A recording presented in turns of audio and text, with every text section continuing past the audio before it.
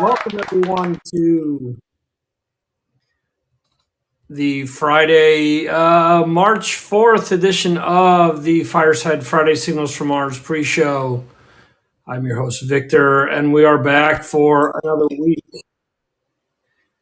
And let's see here. I'm trying to...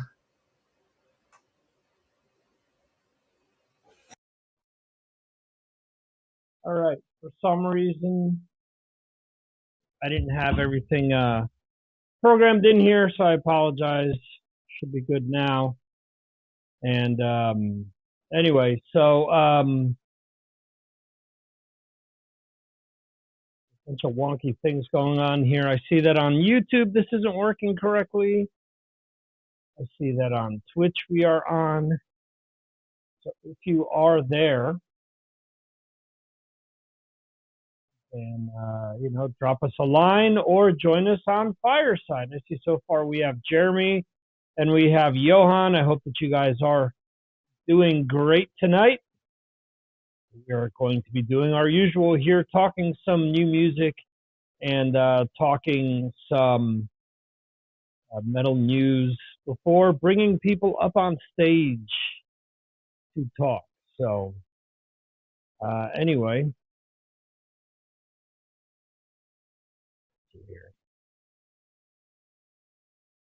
all right. So today, March 4th, was a lot of, well, there weren't a lot of new releases, but there are a lot of releases from well-known bands.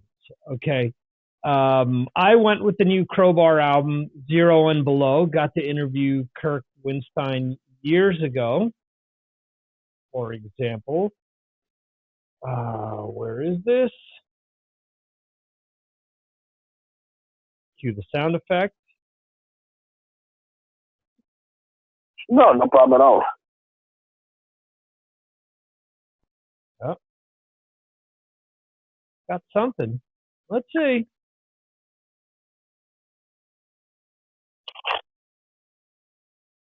Scratching. Mars Attacks, okay? You ready? This is Kurt Winstein from Crowbar, and you're listening to Mars Attacks. There you go. So you hear the behind-the-scenes process there, too. I threw all of the IDs from over the years into one program. There you go. But anyway, got to interview Kurt years ago. Really cool interview at the time. I remember posting that it was one of my favorite interviews that I had ever done. And they got reprimanded for it because at that time I was allowed to post on Talking Metal's Twitter. And I was told that I couldn't say that because they had interviewed Ozzy and Nikki Sixx and Dave Mustaine and people like that. And Kurt was nowhere near the same stature. So I get it, so I didn't want it, or they didn't want it to make it seem like it was them. Whereas for me, it was a big deal. Hey, I'm playing on a different level, but it is what it is. I love those guys. Anyway, so Zero and Below is their 12th studio album. It is the first one on MNRK Heavy, and I like it. Heavy, pummeling. Kurt is a huge fan of Thin Lizzy, so you've always got these Thin Lizzy-ish progressions, melodies, guitar lines, however you want to say it, and it's always really cool. Yeah. Hello to Mr. Sinzak in YouTube. I hope you can see this. I keep getting errors on YouTube and I keep getting errors on Twitch, so I'm not sure if it's coming through on either platform. I hope it is, but for some reason I'm getting all types of errors. But I don't know, kind of weird. But anyway, Mr. Sinzak is saying Kirk is awesome. Stature doesn't matter. It's the stories. Just my take. I agree. Just love it. I keep saying this. I love having great conversations about music. So let's see. Some of the other stuff that's come out today. New album by Marillion, band that's huge in the UK. Never really broke through in the US, although Chris Riley who has been a longtime listener of my show, used to actually be the head of the U.S. Marillion fan club. So, yeah. So Marillion is a band that's still big in the UK and Europe. Just never kind of made it in the US. Midnight, no, not the deceased lead singer of Crimson Glory. I've been asked this already. Midnight is a band out of the Midwest, which has their own particular brand of rock and roll. It's a mix of black metal and rock, basically. If you like it, it's on point with what they do. Warrior Soul, out on bail. Love Warrior Soul. I mean, this is a band that I've played to death, and I still play. And I can honestly say that last decade did Century, Drugs, God and the New Republic, Salutations from a Ghetto Nation, Chill Pill is okay. Space Age Playboys is phenomenal. Still have the import from back in the day, which cost me $35. And the album after that, I guess my version is called Chinese Democracy, but it ended up being called Tear Down the War Machine, if I'm not mistaken. Up to there, it's great. But these last few albums, man, as much as I love Corey Clark, this album is just all over the place. His voice is nowhere near as good as it used to be. The mix is really off. So it just, I don't know, doesn't do it for me. It kind of sucks. Sabaton, The War to End All Wars. Ty Taylor, Shades, the King's X guitarist, new solo album. The Flower Kings, new album by Dan Reed Network. Flaw has released a covers album. 10 Years, Hath, Oh Hiroshima, who's gotten good feedback by my patrons, excuse me. Vane FM, Sanhedrin, something that's Finnish and long, and there's no way that I can pronounce it correctly, but I'll give it a try. Kuolemanloksko. Okay. I'm sure Johan, who I'm assuming that most Scandinavian languages probably come from the same base but vary depending on the country. So I'm assuming that Johan will probably look at that name and say, oh, that's easy. It's pronounced like this. But a dope like me, nope, can't do it. Let's see. Cold Night for Alligators, Ghosts of Sunset, 2 EPs, Violence have released their long-awaited EP, Let the World Burn, Pillar, and then reissues from John 5 and the Creatures, Sinner on vinyl, and Static X, Start a War reissue. And there's one compilation. It is Twisted Tower Dire, releasing a demo compilation. So there you go. Let's check out Blabbermouth for some headlines here.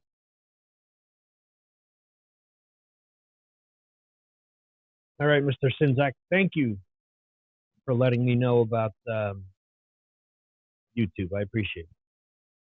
Let's see headlines on Blabbermouth. Gene Simmons, Kanye's out of his mind. Neil Peart, drumming scholarship winner. Former Morbid Angel members reunite. Scott Rockenfeld blasts both Queensryche singers, Todd La Torre and Jeff Tate. Mantis wants classic Venom reunion. And Ray Luzier of Korn. Why I moved to Nashville. All right. Let's see some other music news here off of Blabbermouth. Here, cover of Mountain Silver Paper from the Tribute to Leslie West album. And that features Charlie Starr of Blackberry Smoke. Watched Lamb of God's Art Cruz play Memento Mori during 2021, the metal tour of the year. Hollywood Undead drops Chaos music video. Clawfinger is back with new single, Environmental Patience. Kiss, twice postponed. Kiss! Twice postponed concert in West Palm Beach to finally take place in September.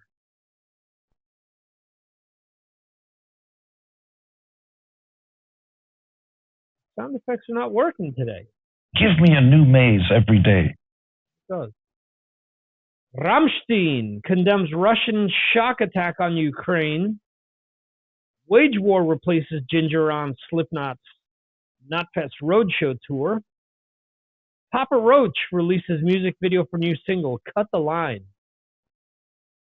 And lost track of them so long ago. Thrash metal veterans, Violence, Whiplash, and Artillery to team up for European tour this fall. It gives Phil enough time to do the Overkill tour.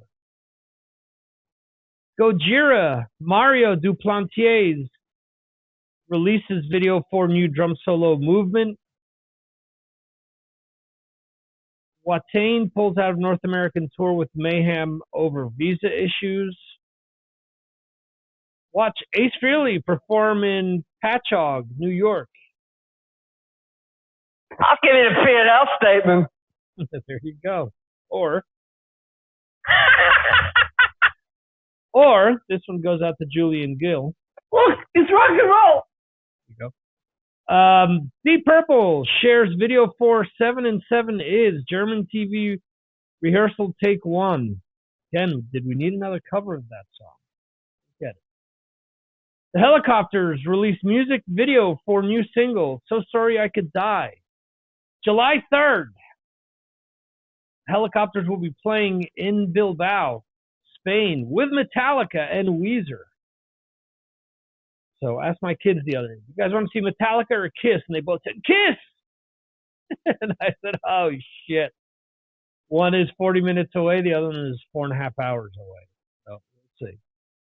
The other problem, too, is Metallica probably won't hit the stage until 1 a.m. And chances are that Kiss won't hit the stage until 1 a.m. So try to keep an 11 and 9-year-old awake at that time. Anyway, Perfect Circle. Lee Howardell releases Poison Flowers solo single. Ukrainian meddlers Ginger launched donation campaign to support their country. Some really cool merch designs. Septic Flesh announces Modern Primitive album. First single, Hierophant, available. I don't know if I pronounced that correctly. Gene Simmons says Kanye West is out of his mind. There's something clinically wrong with him. Comes in like the Messiah. Troopers of Doom featuring ex-Sepultura guitarist Hyro, Tormentor Guides, Altar of Delusion music video released. Dead Daisies released Bustle and Flow live from Daisyland. Exodus announces Persona non grata European Tour 2022. Red Hot Chili Peppers share new single Poster Child. Wow, is this song bad? I love the Peppers, man, but it's been a long, long time since they've released anything that, man, I'm into. I think By the Way is maybe the last time that I really, really like, and I have everything since on vinyl, CD, you name it. It just doesn't do anything for me, unfortunately. Watch Neil Peart's wife announce first ever recipient of Spirit of Drumming Scholarship. Awesome. Brother Kane reforms for live shows, new music. I know a lot of people are excited for this. Let's be honest, Damon Johnson, his last 2 solo albums have been great. But we've talked about this at length. Jeremy, who will be coming up on stage in a little bit, it's just so difficult to get his stuff. I realize he's trying to release it independently so that he gets the most amount of money. But man, two great albums that have really flown under the radar for most people. And I get it. Brother Kane has more of a brand name to it. So why not? He helped build that brand. So Chris Sintak is saying Red Hot Chili Peppers needs more songs about California. They really haven't they maxed out on that? Meshuggah releases new single "Light the Shortening Fuse." Stone Temple Pilots bassist Robert DeLeo solo album will feature 5 different vocalists. Volbeat frontman says ex-Slayer drummer John Deddy did very well filling in for John Larson. I mean, why wouldn't he? Deddy's a beast.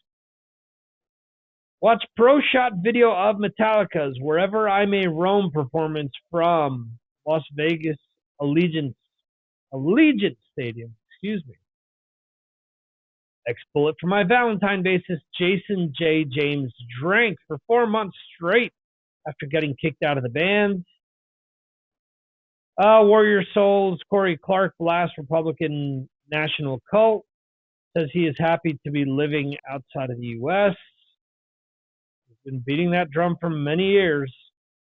Cradle of Filth cancels tour of Russia due to situation in Ukraine. Report Ukrainian metal band Ginger canceled U.S. tour to focus on safety of band members' families. Def Leppard's Rick Allen to join wife Lauren Monroe for select performances. Dub War, a band that I was once told out and out, this band will never make it. And then, okay, sure, they broke up, but Benji Webb has gone on to do a ton of stuff over the years, whether it's guesting on people's albums or whether it's his own band Skindred. So huge on the European festival circuit. So Shinedown releases Planet Zero music video. Watain or Watain, I guess, released music video for new single Saramosa.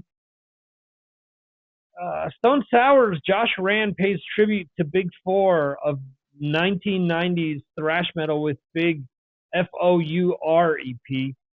So he's covering with the singer of the band. They are a duo. It is Cassandra Carson of the band Paralandra, and they are covering, and I got the press release for this. It isn't in this here, but Megadeth, The Symphony of Destruction, Slayer, Seasons in the Abyss, and damn it, I don't know the Metallica song that it's covering. Look that up real quick. The Life Project, exciting times, hearing people hype. And let's see here. That's 1. South of Heaven, Caught in a Mosh, Symphony of Destruction 1. They do a note-for-note rendition of Caught in a Mosh. It sounds almost identical to the original. Cassandra does a ridiculous time covering Joey's vocals. Really, really cool. In my opinion, you either got to make a cover. Either have to do something that is really original, in my opinion, or if you try to go for something that's like the original, beating up the microphone here, it better be dead on. That's what they did. Black Sabbath plaque unveiled in Workington, England. Judas Priest is still trailing 5 other artists in 2022 Rock and Roll Hall of Fame induction fan vote. Look, it doesn't fucking matter because they still pick who they want from the Rock and Roll Hall of Fame that we've seen it the last few years. The fan vote, sure, it's like 1% of what they decide on because they still choose out of the bands that are there that get picked. They still choose what they want to pick. So I mean, it's kind of worthless in my opinion. So okay, sure. Hey, let's vote Priest number one. All right, we vote him number one, and then they're not going to go with them anyway. So whatever. If they want to vote them in, they'll vote them in. If not, I mean, no big deal. Priest is a band that doesn't need to prove anything to anyone, in my opinion. So there you go. Real quickly too, today is Bandcamp Friday. And I wanted to, every Bandcamp Friday, I try to order something. I try to order a vinyl. But shipping has just become ridiculous. And the thing is that if I have to pay more than half of what the vinyl costs to get it to me, I'm not paying for it. Sorry. I wanted to get the latest Zealand Ardor album. Just came out a few weeks ago, wrote about it on the new releases post. I think the album is great. I really think that it'll probably be in my top 10 favorite albums of the year because it's just really cool. But if the album costs, in my case, 26 euros, over 30 bucks, and then the shipping costs the same amount, or it costs 20, or it costs 15, I'm not going to pay 50 bucks for an album. As much as I want to, as much as I want to support bands, I just can't afford to do that. I just ordered 3 reissues from Armored Saint yesterday, and it only cost me about $10 more for 3 albums. Okay? 0 cents. And bands need to fucking look into this. The Ugly Kings, I ordered their Strange Times, I think it was in December. And what they told me they did to keep the shipping costs down is that it shipped from Europe. They made sure to send stuff to Europe, X amount, and keep it in Europe so that it would only cost 8 euros to get to anyone in Europe. So, okay, so I paid 27 euros, all right, about $32. And I paid about $10, $12 for shipping. That's reasonable. But otherwise, just too much. I mentioned something to Chris Sinzak real quick today. I wanted to order the Union reissues. They're sold out. But for the autographed copies, they want 40 bucks. And then it's another 40 to fucking ship it here. That's way too much money, man. I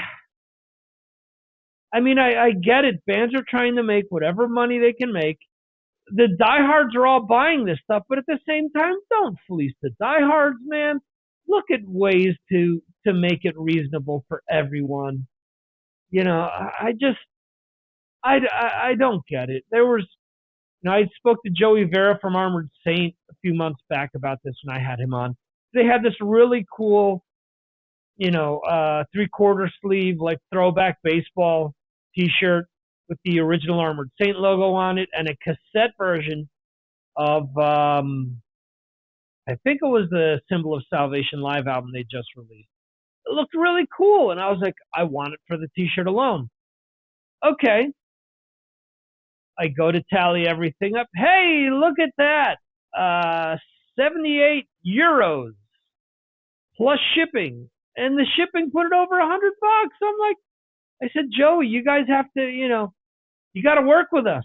The thing is, people complain about people going to piracy with a lot of stuff or going to the streaming services. A lot of people would be willing to pay for stuff, but at the end of the day, it's disposable income. So I can't spend $100 on an album and justify it, So, and Joey said, well, to be honest, that was something that was licensed by Metal Blade. We had nothing to do with it. We didn't know anything about it. And then I ended up finding out that supposedly anything that comes from the UK that's under 150 euros is supposed to be able to get into the EU without paying any taxes. But I will say that when I tried to do this, I got, let's see,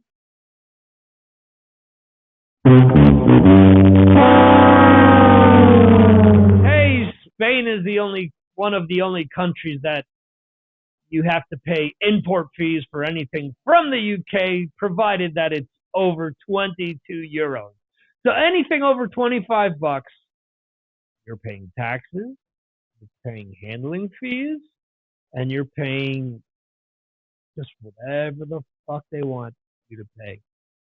Because I ordered 2 t-shirts for Christmas, most expensive t-shirts I ever purchased, because after it was all said and done with taxes and everything else and the import fees, it was $100 for 2 t-shirts. Okay. I was told, well, you could turn it down. I said, do I get my money back? No, the item then gets auctioned off. I'm like, oh, okay. So I'm going to pay for it. I didn't have any other option. But anyway, just ridiculous. It is roughly half past the hour here. We have the Signals from Mars live show coming up at the top of the hour. I have Metal Dan on, who is going to discuss the Monsters of Rock cruise, which he was just on. I think last week is when he came off of it, or maybe the week before. So I've never been to any type of music cruise, and have a bunch of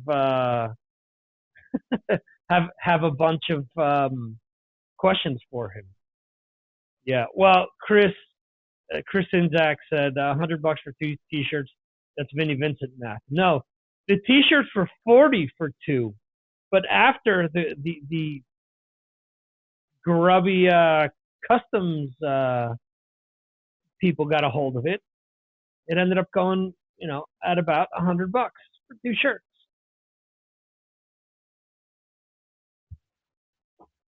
So, and as a result, I won't order anything from the UK, as it just doesn't economically make any sense. So anyway, yeah, we'll be talking Monsters of Rock Cruise, top of the hour. You can check us out. You can check that discussion out on YouTube, Facebook, Twitch, Twitter, up to 15 different places. Just go to MarsAttacksRadio.com, click on any of the social media links across the top, and they'll take you to any of the places where the show will be broadcasting live. If not, you can just go to the subscribe portion of the menu at the top, and it'll show you everywhere where you can subscribe to the actual podcast, the live show, the radio show, all that great stuff. So there you go. Anyway, let's bring some guests up.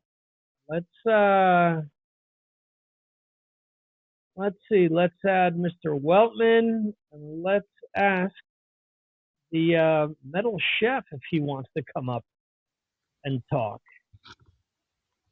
I want to say hello to Andrea, who is in the chat as well.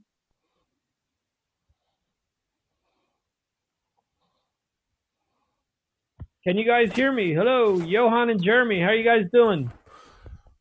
Yeah, hi Victor. How you doing? I'm doing good. I think both of you guys, talked on top of each other there. Sorry, Johan. Yeah. Yeah, it's good. So, first of all, Jeremy, you left everyone in suspense with your patron's pick. Yeah. I have a feeling that I know what your patron's pick is going to be. So, well, yeah. Yeah, well, I've cheated a little bit, because normally I would pick something that came out more recently, but this one's a week old, and I think you've cottoned on to which one it is. It's obviously the Scorpions album. It's Rock Believer, and it deserves a bit of attention because it's superb. I ordered a vinyl. I ordered the deluxe vinyl copy of it, and I played it to death over the past sort of week or so. And I keep playing it, and I'm going to be playing it this weekend because I love it. I think it's great. I think it's gone back to, it's a proper rock album. It's gone back to the old style. We've got Mickey D on there, which I guess you might have something to say about, being into the drummers. Yep.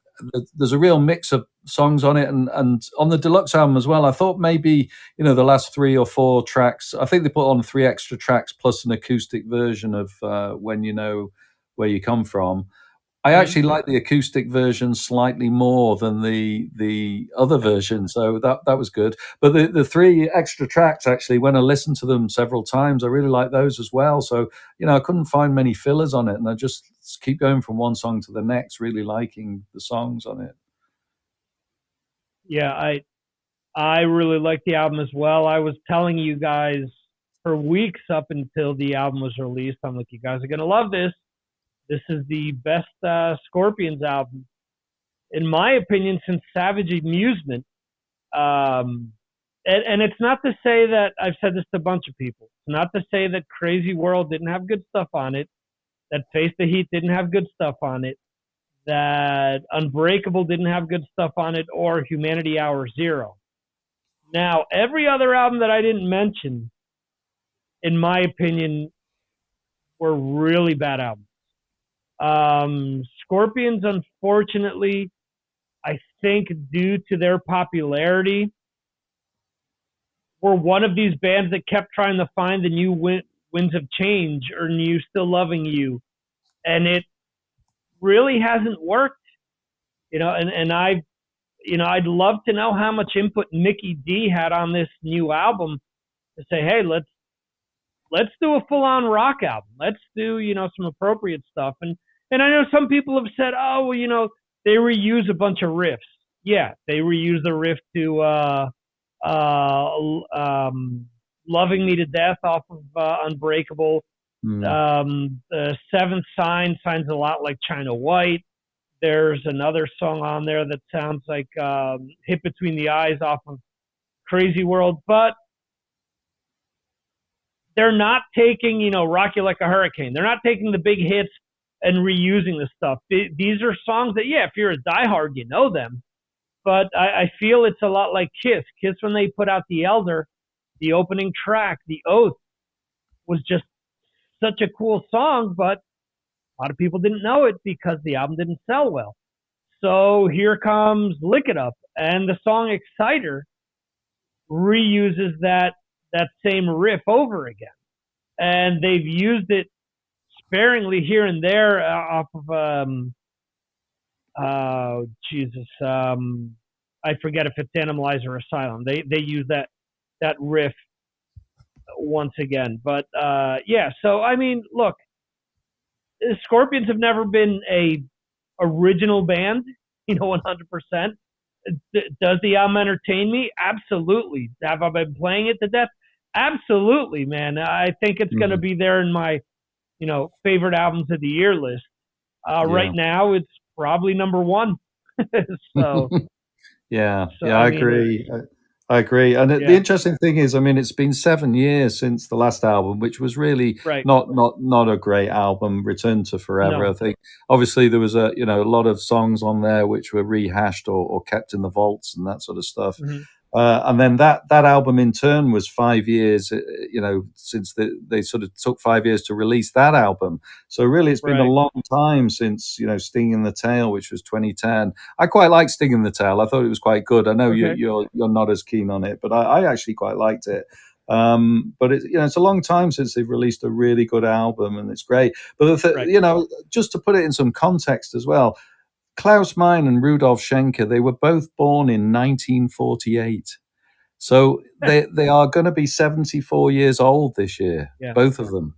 I mean, it's just incredible the energy that they have to be able to make a proper rock album and go on stage as well. I mean, this is a band that were retiring, and now there's no talk of that. It's all, well, we'll just keep going.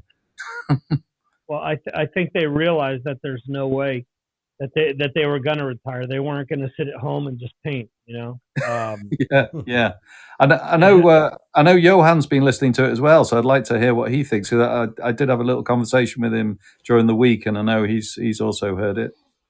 Yeah. Johan, last week we were talking last Saturday, and you told me that you had been listening to the album while you were out for a walk. Have you continued to listen to it this week? Yes, I have. It's yes, absolutely. It's I mean, I'm I'm really this album is great. It's my favorite song right now is perhaps "Shining of Your Soul" or "When You Know Where You Came From." Hard to say. Mm.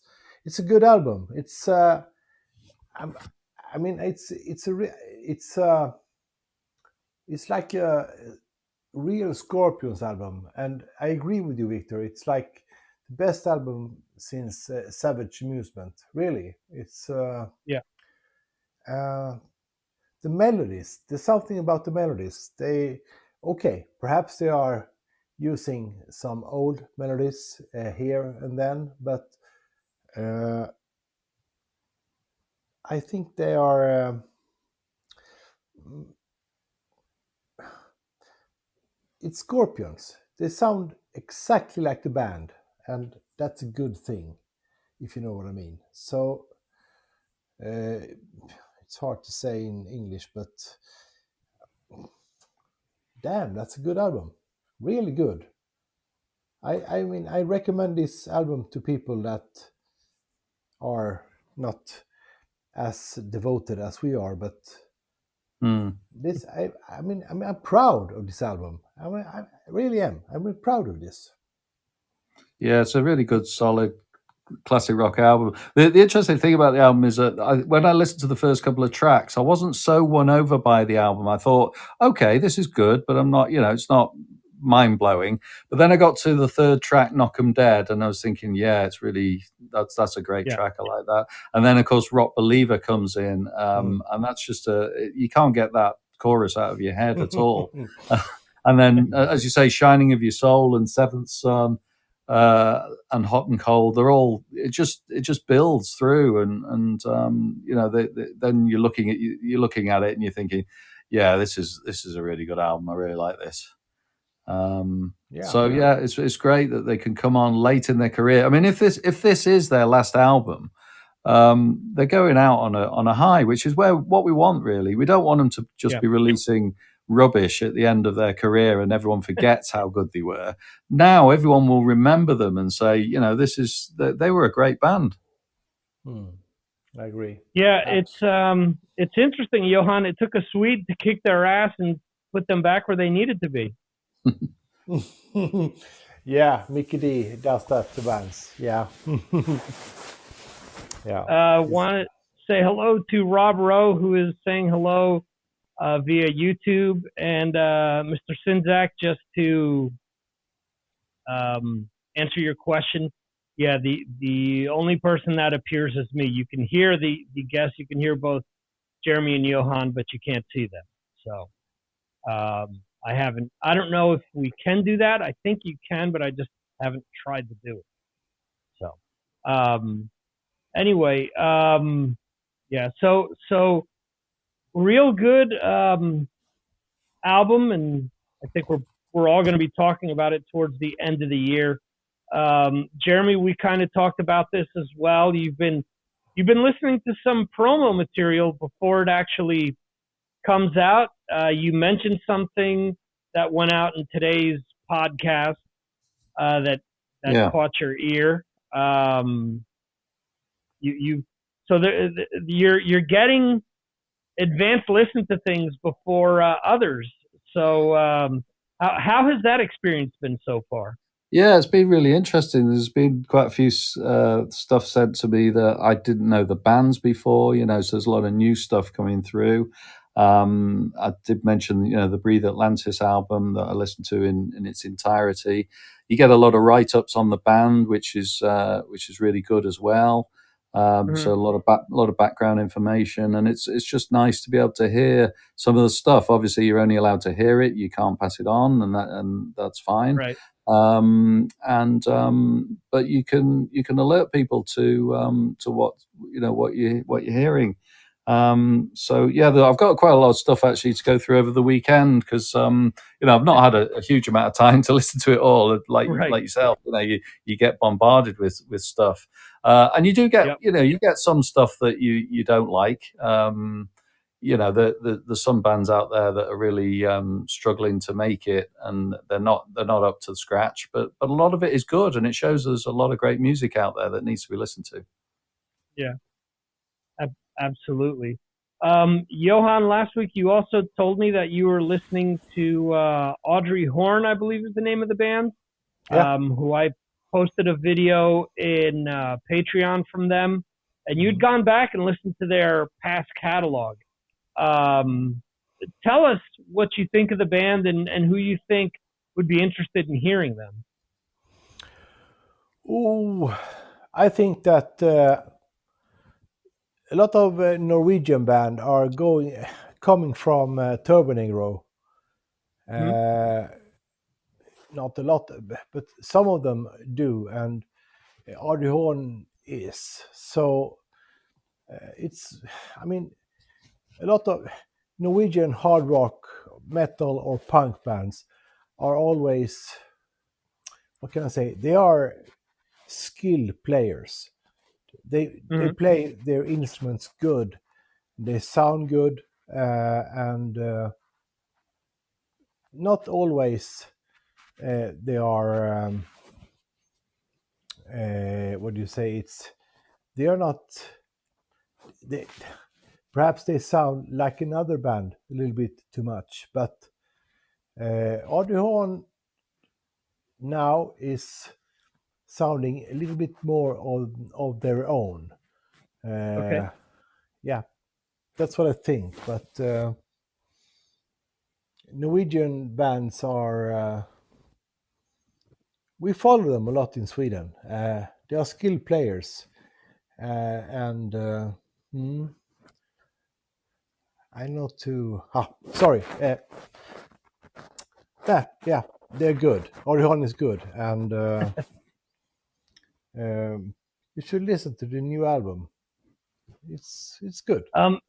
Is there competition between Norwegian and Finnish and Swedish bands? No, they are not. Okay. We have a Finnish band is more like Nightwish or Children of Bodom. Sweden is Sweden, and Norway is struggling. Sorry. They are struggling. Cool. Any other music topics from the past week that you guys want to discuss? Yes. The new Ghost single. Johan. Yes. Okay. Have you heard the new Ghost single, 20s? And what do you think of it? Yeah. I think a lot of people were surprised by it because it sounds nothing like anything that the band has done before. And to me, it shows that Tobias doesn't care what people think. He's going to put out what he wants to put out, and Ghost is going to be what he wants it to be. And I give him a lot of credit for that. The song may turn some people off because it, again, sounds nothing like what he's done previously. But I think it's great. I think if you listen to the previous album with Prequel, he did that, or Prequel, I forget how it's pronounced. But anyway, I think he did that in a slightly different fashion because he snuck in with that album a lot of like 80s hard rock elements that weren't on any of the previous albums. Like if you listen to Rats, or if you listen to See the Light, or tracks like that, Rats has a riff that sounds like Rat, like the band Rat. So I think it's cool that he's mixing a lot of different things that he likes, and he doesn't really care what people have to think. Because I know the big thing with a lot of people that I know, they look like they're a black metal band, but they don't sound like black metal or death metal at all. They don't sound what they look like. I'm like, for people that have complained about hard rock bands from the 80s from LA looking a certain way and sounding a certain way, you seem to be really occupied with image when you tell me that you're not occupied with image. Is Ghost all of a sudden, because they look one way, they have to sound one way? No. If he wants to look one way and sound different, it's up to him, his band. If you don't like it, turn the station. Hit fast forward, listen to something else. So, Jeremy, what did you think of the new Ghost single? Yeah, but I just echo what you say, really, exactly the same. I mean, I always like listening to all the different types of stuff that Ghost release. The same thing. I've seen them live, actually. I saw them supporting Metallica at Manchester City's ground, and they were good live. And I've also seen them once at Leeds Festival inside a tent, where they were even more impressive. Actually, that was earlier on. And so, I've always got an ear for their music because it's always quite interesting. So, whenever something comes out, I never mind a band changing what they do as long as it's good. It doesn't matter really. Yeah. So I think that's the essence of it, isn't it? If they change and you think, oh God, what have they done? It's like a Tommy Lee syndrome. He's left Motley Crue and he goes off and does some absolute dire rubbish. I mean, or they do something, they change tack and it's even better. So yeah, it's great. Yeah, I got to see them too early on. It was their first tour at a festival here in Spain, and it was 3 p.m. It was 40-something degrees Celsius, so 90-something Fahrenheit. With the humidity, it was pushing 100 degrees Fahrenheit, so pushing like 50 degrees Celsius. And they had to be hot. I mean, it was impossible. I was roasting with a short sleeve shirt and short pants. So being in the Papa garb and the makeup and then the ghouls with with whatever those masks are made of, that had to be hot. But I guess that playing in that, you get used to that. Yeah, I guess so. Yeah. I'll tell you, Jeremy, yeah. I'm sorry, go ahead.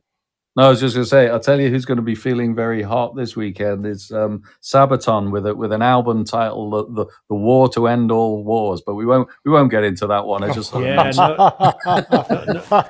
shit. I was reading that today, and I'm thinking, seriously? Let's listen to their music and forget about the title. That's probably best. The other thing I wanted to mention, you just mentioned this just now. I have no idea why. Did you say there was a statue to Black Sabbath going up in Workington in the UK? Now that's I think it was Workington, and that is in Cumbria. Yeah. I have no idea what the link is between Black Sabbath and that particular town because it's in the middle of nowhere in Cumbria. So I'd love to know really why there's something going there. Okay, so it says the story says according to the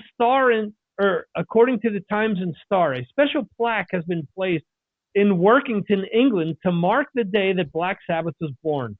The plaque, which was placed on the wall of Carnegie Theatre, marks a historic day in 1969 when singer Ozzy Osbourne announced during a concert by his band Earth at the Banklands Youth Club, Workington, that he and his bandmates would be changing their name to Black Sabbath. So there's your tie-in. In Workington, they mentioned that they were going to be called Black Sabbath. Okay. And just for Johan's benefit, I heard him saying, "Where's Cumbria?" Well, it's just kind of like above where the Lake District is. It's around that sort of area. Okay. Oh, that's interesting. Okay. I guess they should have a plaque in our local town because the Beatles played twice in our local town here before they were famous. But nobody really mentions that much. Two plaques, two for the price of one. Yeah. Yeah. Cool. Anything else before we wrap things up here? I can't think of much myself, really, that we could get into. I mean, I wanted to really discuss with you at some point in length the price of things, which you sort of went on about just before. But that could be a longer conversation. And we can maybe keep that one back for another time. Well, you are going to be co-hosting soon, so maybe we can leave it for that. But it just drove me crazy. Like I said, I ordered 3 Armored Saint reissues for €59, and this Zealand Ardor album with shipping was 50, in the low 50s. But I was like, 1 album, 50 something, 3 albums, 59. It doesn't make sense to me at all what is going on with the shipping, and the band should look into this stuff. You know, the label should look into this. You know, you're keeping people from buying your merch, from buying your albums, because it costs too much to ship. Again, I'm not gonna, if an album is gonna cost me €26, I'm not gonna spend €20 to ship it. No, obviously, that makes no sense. Yeah, unfortunately, freight rates are going through the roof, and so it's costing a lot now to ship things around the world. That things are going to get worse as well. That's the other thing to say. And the cost of albums themselves, as we know, have gone up over the last year or two. I think a couple of years ago you could pick up albums for £20 in the UK, and now you're looking at sort of closer to £30. So you're an extra tenner in just a 18 months to 2 years. Things are just going to go even higher, I'm afraid, and that's one of the problems. And the question is, will it sort of, will it reduce demand over time, because people are just going to say we can't afford to buy stuff? And I do worry about people, younger kids who really should be buying music and keeping it and saving it and looking at it like we used to do as kids. And it's a lot of money, so it's a problem. Yeah, I agree. But anyway, gentlemen, it has been a pleasure, as usual, to have both Jeremy and Johan here on the Fireside Friday pre-show. I will be back in roughly 5 minutes with the regular Signals from Mars live stream, again discussing the Monsters of Rock cruise with one of my patrons, Metal Dan. And thank you guys for joining me here. Thank you to Chris Sinzak from Decibel Geek Podcast, Rob Rowe from the Rock and Row Podcast joining us in YouTube. Andrea was also in the chat the entire time, so I don't know if she's a bot or if she's live, if she's a real person. Thank you for being here. Anyway, thanks everyone who is watching this or listening to it live, or will be checking out the replay up on Patreon. So that is it, folks. Jeremy. See you later. Yep. All right, have a lovely Johan. weekend. Bye-bye. You too. Bye-bye. Okay, bye. Bye, guys. See you next time.